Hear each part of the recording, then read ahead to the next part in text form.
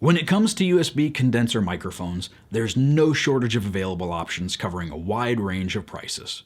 However, when it comes to USB dynamic microphones, that's really not the case, especially when it comes to broadcast style mics. That is slowly changing though. Toward the end of 2020, Shure released the MV7, which seemed to have started the trend of other companies looking into building their own. So far, though, the most popular options will run you anywhere between $169 to $279, give or take. But what if I told you that there was a more affordable option? This is the Fifine K658, a USB dynamic microphone meant to get you in the ballpark of that broadcast look and sound without being in the ballpark of many competitors' prices. It sells for around $90 at the time of this video, and you can find the links for it in the description down below. And while you're down there, maybe consider hitting that thumbs up button and subscribing if this video helps you out. Now, in the interest of full disclosure, I want you to know that Fifine sent me these microphones for the sake of this review. However, they have no say in the contents of this video, nor do they get to see it before it's published, so you can rest assured that these thoughts and opinions are my own. All of the audio that you'll be hearing in this review will be raw, coming directly from the K658, unless I say otherwise, starting now. If you're wondering why you should care about condenser versus dynamic when it comes to streaming or content creating, it's largely because of the background rejection. Condenser microphones are great at picking up everything, which may include someone knocking at your front door or traffic outside of your window, whereas dynamic microphones are less sensitive, and so not as much noise makes it into your audio. If you're streaming in a room that is very lively and reverberant, as I normally am, then a dynamic microphone will help a lot when it comes to rejecting that extra sound, and it may be something worth considering for you. The Fifine K658 comes packed exceptionally well, by the way, and you do receive a few things with it, including a small all-metal desk stand, which is pretty useless unless your desk is at chin level. You get a pretty robust and lengthy USB cable that comes in at about 8 feet total and is a nice change from the usual shorter cables that tend to be included with most budget mics. But if 8 feet isn't enough, this microphone is USB-C, so getting a longer one is easy and affordable. And you also get this all-plastic shock mount for the microphone, which I hate. Aside from the fact that it's kind of awkward looking, while it does hold the microphone well, I find that it doesn't really serve its purpose beyond that. There may be some amount of shock absorption offered here, but it's not great, and in my opinion, it certainly isn't worth sacrificing what is otherwise a pretty professional and streamlined looking microphone.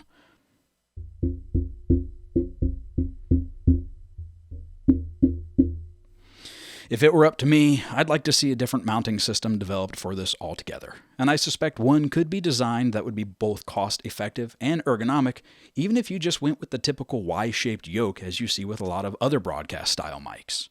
The build quality of this mic is pretty good, though. It's an all-metal body, with the exception of the volume knob and rear where the USB-C and latency-free monitoring ports are located.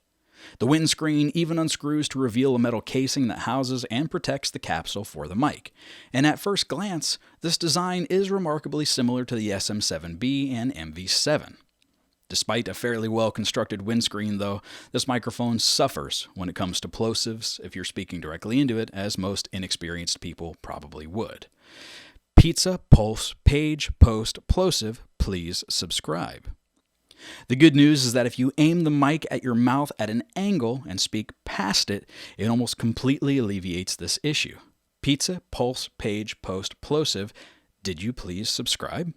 The onboard gain knob is a nice feature for adjusting the volume of your voice on the fly, but I wish that it was a little less visually obtrusive.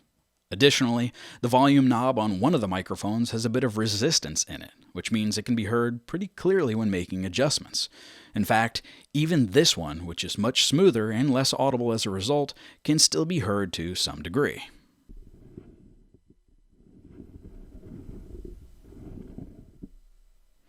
In all fairness, though, noise when handling the microphone is not uncommon, and this is part of the microphone. A simple solution is to just mute yourself first. Speaking of muting, dead center of the volume knob is a soft-touch mute button which allows for silent muting, and it's fantastic. The LED ring around the button illuminates green when unmuted, red when muted, and I can't tell you how nice it is to so effortlessly mute this microphone without making a sound. To me, it was a great design feature. Testing 1, 2, 3, 4, testing. On the bottom side of the microphone is another soft touch button that activates the RGB lights on the back side of the mic. Now the lights are cool, but they are unfortunately in a constant state of color wave. You can't pause it, change the colors or design, or even control the brightness. And as a selling point, that's a bit of a bummer. But for me personally, I leave it off regardless because I like the way it looks better. The zero latency monitoring allows for you to hear all of your normal PC audio as well as your voice all through one pair of headphones, and is a nice feature that I didn't expect to enjoy, but absolutely do. I never realized it before, but I would often speak more loudly than what was necessary simply because I wasn't able to hear myself over the game audio in my headphones. Thanks to this, that problem is solved. Now, I will tell you that you do hear a bit of background hiss in your headphones when using this feature, and I believe that's a result of cheap preamps, because I don't hear it when listening back to my recordings or streams, at least nowhere near as much as I do in my headphones. Worthy of note, however, is that there is no adjustment for your headphones or the volume of what you're hearing beyond the PC volume itself. This means that as far as your ears are concerned, the volume of your voice is whatever you have it set at for whatever you're doing or using. And if you feel that your voice is too loud in your ears, but you don't want to turn up the PC volume, you're just out of luck. As far as the most important thing about this microphone, which is the sound quality, I was pleasantly surprised.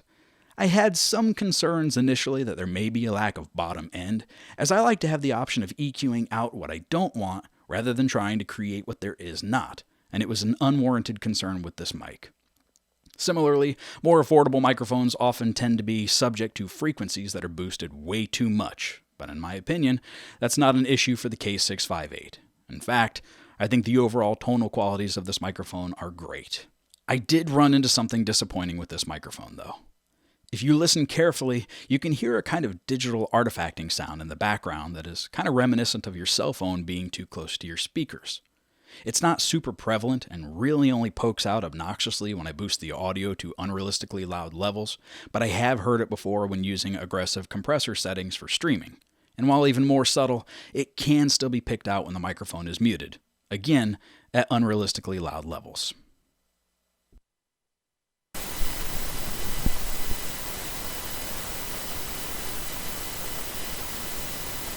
This issue is definitely part of the microphone because I've got two of them here and they sound identical, even when using different USB cables and different computers. I will say, however, that when using a 3-foot USB cable, the noise wasn't as noticeable as when using the included 8-foot cable, but it was still there. I did reach out to my contact at Fifine to make them aware of this issue and was told that they'd be looking into it, so here's to hoping. That said, though, the noise is subtle enough that it doesn't get in the way of my using it, which is why this has become my new current streaming mic. By the way, I don't stream as often as I should, but when I do, you can find me over at twitch.tv/I'mJMB. You should consider hanging out sometime. Now to wrap this up, let's add a little EQ, compression, and noise reduction to the mix so you can hear what this mic sounds like when it's all prettied up. So you may be wondering, would I recommend this microphone to you? If you're in the market for a USB dynamic microphone with sound quality and budget being your most important priorities, then absolutely yes. I really don't think you can go wrong. You may not get the top-tier quality or bragging rights that come with an SM7B or the feature-filled capabilities of the Beacon mic, but you'll be paying a fraction of the price to have something that doesn't sound a fraction of the quality, to my ears at least. Even though I do have a few small complaints, they're dwarfed by the overall quality that this microphone provides at a really compelling price. That's my take anyway. If you have any questions about the K658, feel free to leave a comment down below, and I'll try to answer them to the best of my ability. In the meantime, I want to say thanks to Fifine for sending these out to me, and as always, thanks to you for taking the time to watch this video. I hope you found it to be both helpful and informative, and if you did, please consider doing the things that most people on YouTube ask you to do at the end of their videos. I'd really appreciate it. Did you do it?